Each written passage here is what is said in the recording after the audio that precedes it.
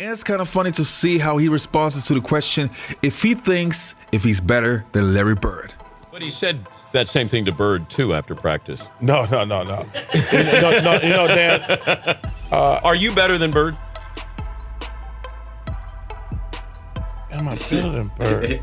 Oh, man, that's a great that question. speaks volumes, bro, because Charles Barkley, if he's better than you, he'll be quick to him saying, I'm better than him. So the first player that I want to start with is actually not only an opponent, but also a guy that played for Larry Bird. Of course, I'm talking about Reggie Miller, Killer Miller, who had some incredible battles with Larry Bird. Now let's have a listen what Reggie Miller thinks about Larry Bird. By the way, they used to call Reggie Miller Killer Miller. Bird turned 60.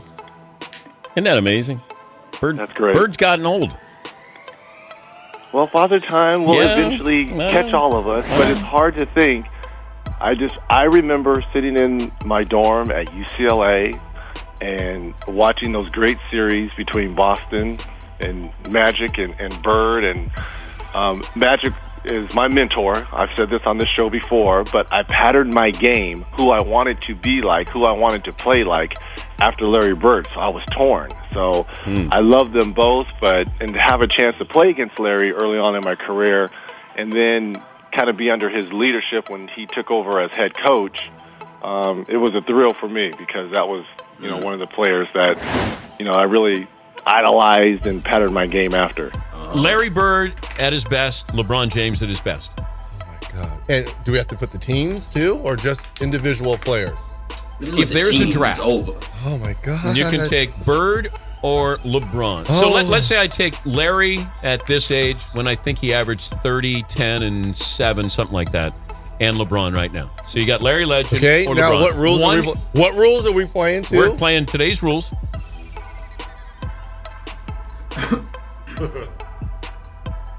Oh, I gotta go with Larry Joe. And the following clip is actually of one of my favorite players of all time, Sir Charles Barkley. And it's kind of funny to see how he responds to the question if he's better than Larry Bird. But he said that same thing to Bird, too, after practice. No. Dan.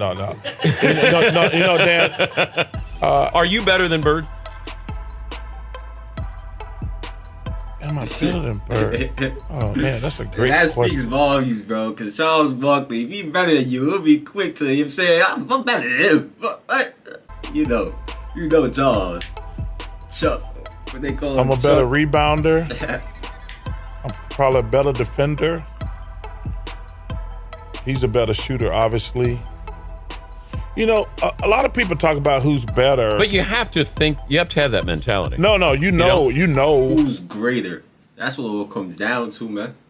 You remember for your greatness. You're not remember for how good you were, You know what I'm saying? Bro, it's about the greatness. And when it comes to the greatness, I think, it's a team game. Larry got it. And the next player on the list is going to be Bill Walton, so former teammate of Larry Bird, a player that was voted into the top 50 players of all time back in, I think it was 1995 or 1996, or so long ago. Anyway, he has a very specific opinion on Larry Bird. Let's have a listen. What Larry was able to do on and off the court, it defied description, and it was very much like being on tour with the Grateful Dead, in that you never knew what was going to happen. You knew it was going to be fun. You knew it was going to be great. You knew it was going to be dynamic. You knew it was going to be explosive. But you could never say, that's what's going to happen. Well, we came to play. We came to win. It was a really good passing team, a very unselfish team. There just wasn't any doubt in my mind that we were going to win. Well, Steve, what about your thoughts on tonight's matchup? Another lineup change by the coach. He's installed Jerome Kersey in the starting lineup. Well, he's put a tiger in the tank. He feels that Jerome Kersey is going to give him some aggressiveness, particularly against Larry Bird. Jerome Kersey's guarding Larry. And I think his first 8 or 10 points were left-handed. And at that point, McHale was still coming off the bench. And so Larry scores his sixth point on some kind of left-handed shot. Bird against Kersey.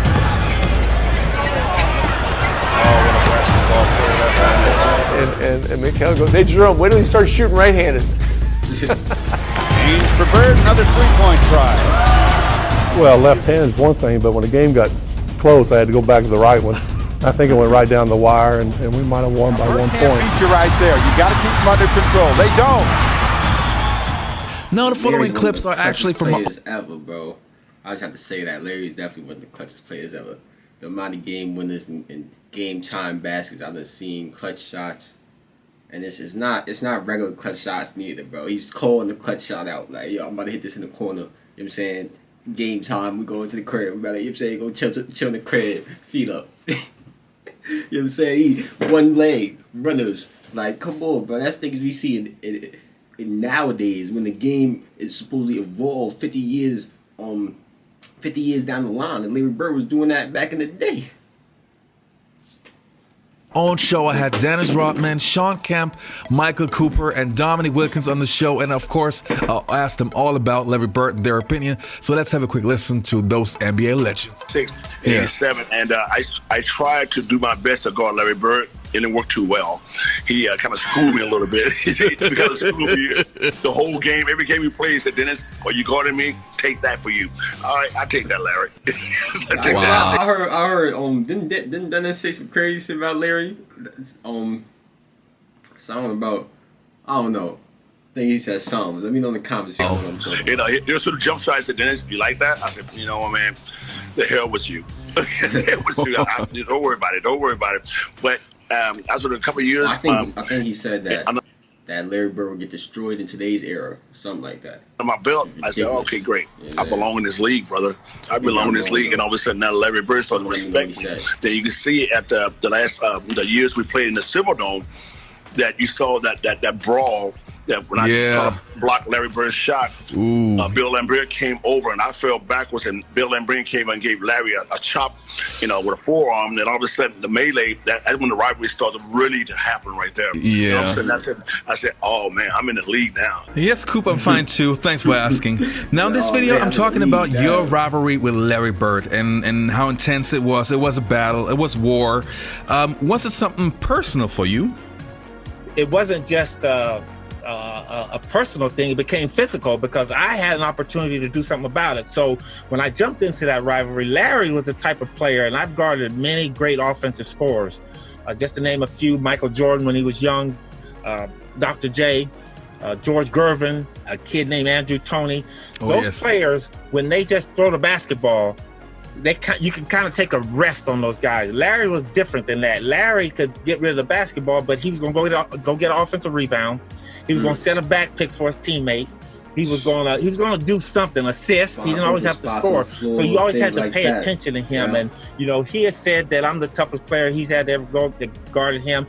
And I have to say Larry is the best because of those things I just mentioned, is that you always had to pay attention to him on the court. And one of the best things, Sean, that I saw of Larry Bird that really gave me the ultimate respect is that we were playing them in the 84-85 series, and we just got into Boston, and there was a bus going by. And on the bus, they had this huge, long picture of Larry diving out of bounds. And the ball was just right at his fingertips. And the quote was, "I hate it when players watch the ball go out of bounds." And that there tells you who that guy was, man. This guy played the game, the entire game. For real, bro. I see Larry hit the deck so many times for that rock, you know what I'm saying? To the outer limits, the sideline. And that's another thing that makes him such a great rebounder as well. You know what I'm saying? He's not the most athletic, he's not stronger than most, but he wants it, It's the effort, man. I'm telling you, it's the passion. The baseline, and that's what I respected the most about him. But he was a tough player to deal with because he was bigger than me too. Now, you played probably in the best era of NBA basketball, and you had some of the most incredible rivalries. Especially you as a player, your rivalries with Jordan is legendary. Your rivalry with Larry Bird is legendary. So I definitely want to talk about that. Your first interaction with Larry Bird was a very rude awakening. What do you recall from that first meeting, and what was it like having the final laugh? Well, you know what? The funny thing is, when you're a rookie coming to the league, you're a hotshot rookie, and you think you're, one of the greatest, and those veterans have a way to let you know, look, you got to pay your dues, and that was one of the situations with me and Larry. I went to shake his hand, he wouldn't shake my hand, and I remember saying to myself, well, maybe he's just getting into the game. And I remember the first play of the game, he said, "You don't even belong in this league, Holmes," and he shoots a three. I'm like, I wasn't mad he made the three. I said, did he just call me Holmes? But. I remember after the first time, I made a great play against him. I remember him saying, he said, you got some toughness, man. I like you, but he said, I'm still getting 40 tonight. He got about 38, so he kind of proved his point. Now, back in the days, there were many black players for example, Cedric Maxwell, for example, who openly admit that they thought Larry Bird was overrated until they actually got to play against him. When was your moment where you thought, okay, athleticism, you know what I'm saying? He's not too quick. Like, nah, I can guard this guy. You don't even know. This kid is for real. The first day I played against him.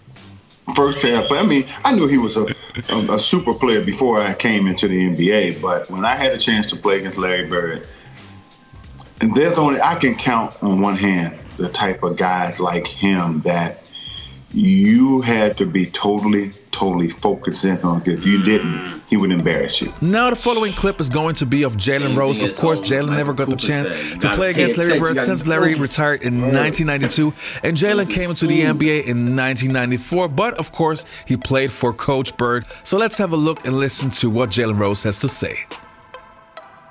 Bird 6. Okay. Bird, for those that don't know, won 3 straight MVPs in the league with the Showtime Lakers and Michael Jordan and the Bad Boys present. 3 straight MVPs. MVP. So you would say that was the baddest white boy ever? No question. It's not even yes. No doubt. Okay. No doubt. Okay. All right, you guys, that was it. And that's the end of this one, y'all. Y'all know what to do, man. If y'all enjoyed, click on the last reaction, share the video, like the video, comment, subscribe. And I'm out of here, man.